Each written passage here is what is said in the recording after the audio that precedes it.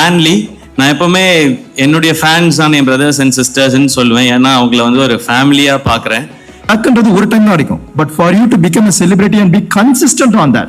இன்னைக்கு இருக்கிற காலகட்டத்தில் அதெல்லாம் ஃபில்டர் பண்ணி ரொம்ப பாசிட்டிவான என்கேஜ்மெண்ட் ஃபேன்ஸ்குள்ள இருக்கணும். And fans What fans expect is 2-3 things. நான் எப்படிப்பட்ட ஃபேன்ஸ் இருக்கணும்னு ஆசைப்படுறேன்னா, என்ன வர்ஷிப் பண்ற ஃபேன்ஸ் வேண்டாம். அவங்க வர்ஷிப் பண்ண இன்னைக்காவது ஒரு நாள் நம்மளும் அதெல்லாம் ஃபாலோ பண்ணி அந்த லெவலுக்கு வர முடியுமா? அண்ட் அதுல இருக்க இன்ஃபர்மேஷன் எவ்வளோ கரெக்ட் தப்பு, இது ரொம்ப முக்கியமானதா இருக்கு. ஏன்னா தப்பான இன்ஃபர்மேஷனை வச்சுக்கிட்டு நிறைய சண்டை போட்டுட்டு இதெல்லாம் நடந்துகிட்டு இருக்க காலகட்டத்தில் இது எதுவுமே இல்லாம ஒரு ஆப் கொண்டு வர முடியும். அது எனக்கு வந்து ரஜினி சார் இந்த மாதிரி ஸ்டைல் பண்ண நல்லா இருக்கும், நம்ம எஸ்கே நான் இந்த மாதிரி பண்ண நல்லா இருக்கும். இப்போ கோபியா ட்வீட்ஸ்லாம் வருது, என்னமோ ஒன்று பொய்யாவது ஏதோ ஒன்று சொல்லுவோம், அதுக்கு தான் நிறைய அட்ராக்ஷன் இருக்குன்னு சொல்லி.